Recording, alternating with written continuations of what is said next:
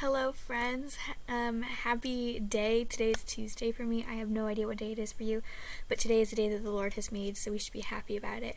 So today I would like to talk about a subject that I feel like I might have been avoiding. I didn't actually realize that I was really kind of avoiding it, but I feel like now looking back on some of my videos that I have been avoiding it, so I'm just gonna pull these up. I have been, I feel like, avoiding talking about the coronavirus. And I know that that is probably because it's a kind of a sensitive subject for some people, but I'm going to be brave here and I'm going to talk about it. I'm going to directly address it. I am going to address how we can handle it as Christians. And so we're just going to tackle this today, and I'm excited. I kind of just did this on a whim. I'm like, okay, Tuesday. It's time for me to kind of start thinking about if I want to do a video this week. And I was like, this seems good to me. I haven't talked about it yet, and the whole time that I've been doing this so far has been in the pandemic.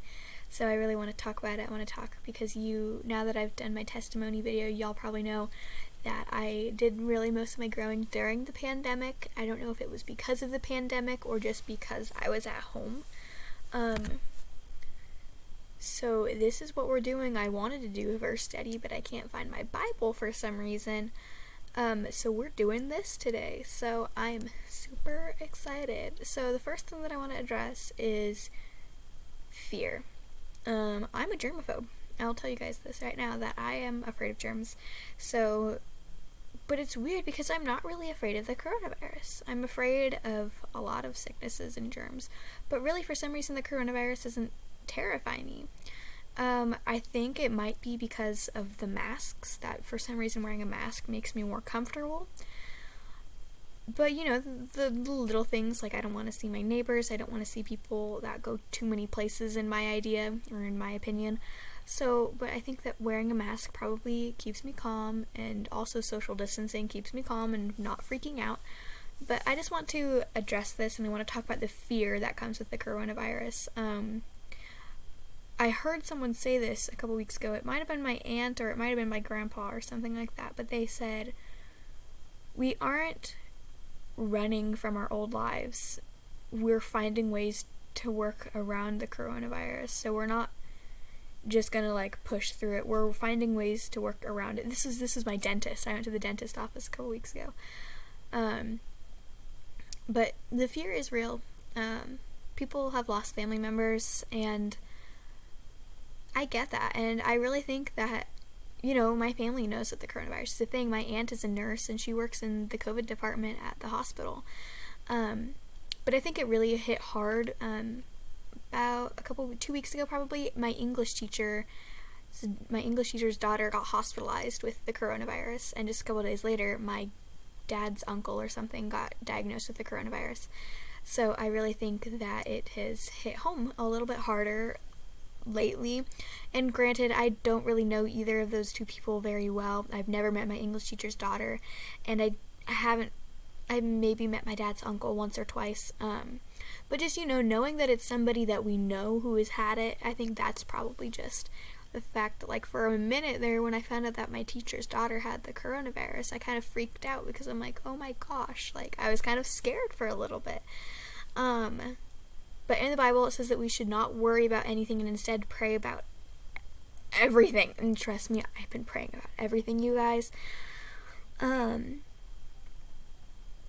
So, yes, being afraid of the coronavirus is a logical fear. It's not something that should be made fun of. It is not something that we should take lightly, because this is a global pandemic that has been going on for it's been 8 months almost now. It's going to be the 13th on Friday.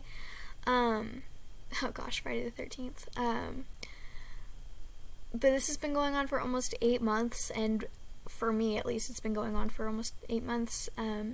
It's different everywhere right now. I know that it originated in China, and I remember at the beginning, a couple days before we went into quarantine on the 13th of March, my Bible teacher telling me, you know what, the coronavirus is going to come through here, and people are going to get it, people are going to die, it's going to come through, but we're going to get past it, we're going to get through it.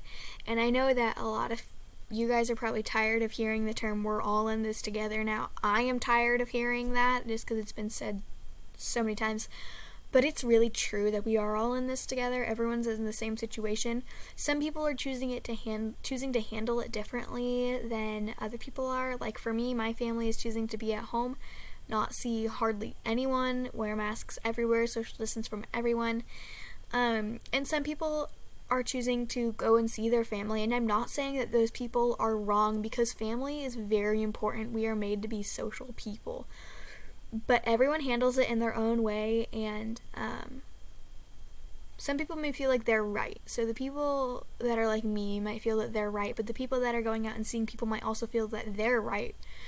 And it is not okay to make fun of people like that. It is not okay to say, "You're wrong, why aren't you wearing a mask?" Or, "You're wrong, why are you wearing a mask?" Like, that's not a thing that should be happening right now, because we're Christians, and as Christians we are to love everyone no matter what. So even if they want to choose and go out and do their own thing, we don't necessarily need to support them in that. And if you don't like the people that are staying home, you don't necessarily need to support that, but you can be kind and loving to them.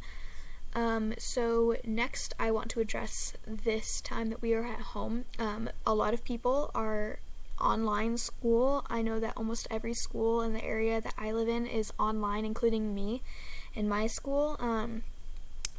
So we are at home a lot. I think that the only time that I have been away from my house overnight was when I had to sleep over at my cousin's house a couple weeks ago. And that's been the first time that I've stayed overnight anywhere. I haven't stayed overnight at a friend's house. I've had friends come to me, but I have not left my house for a full 24 hours. It was until Halloween, so it had been almost 8 months since I had left. But being at home isn't always a bad thing. For y'all introverts like me, I'm kind of an ambivert, but for you introverts out there, it's probably hard being at home with your family all the time, but it's also nice because you can be in your room, in your own space by yourself, and you don't have to talk to your people except for your family. And for you extroverts, it probably kind of sucks because you don't get to see your friends or extended family.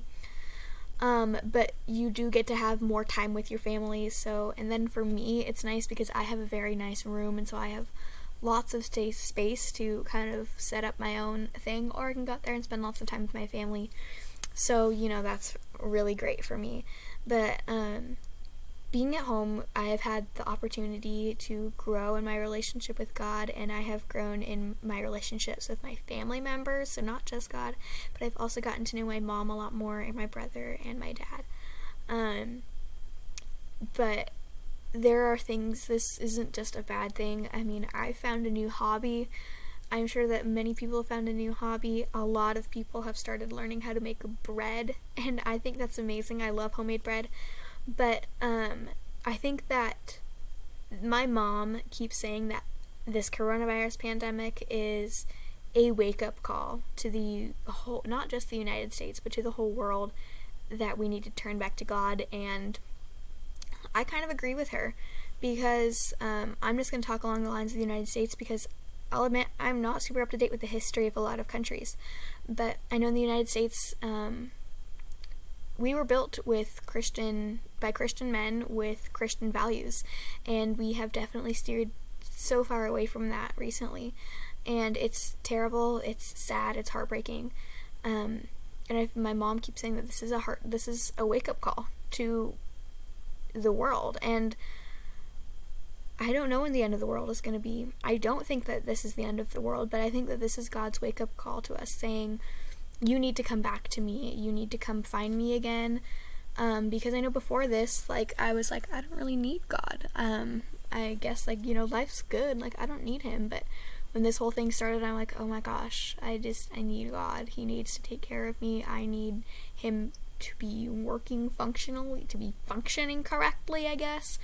And I think that this pandemic, everything happens for a reason, and I think that this pandemic is happening for a reason. And I know that it's terrible because millions of people have died, millions of people have got infected by the virus.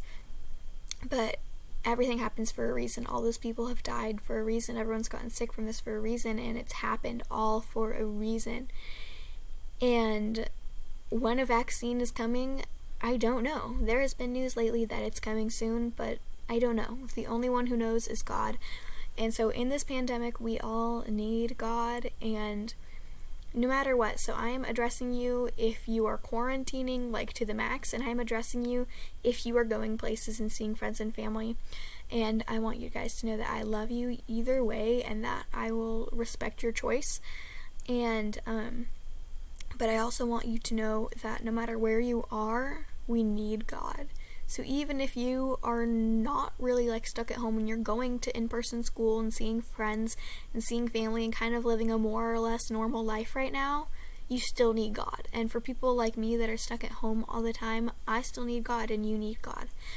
And so that is just my message for today, because I do feel like I have been avoiding this topic and I haven't really mentioned it very much, because it is a sensitive topic and it is something that not very many people want to talk about.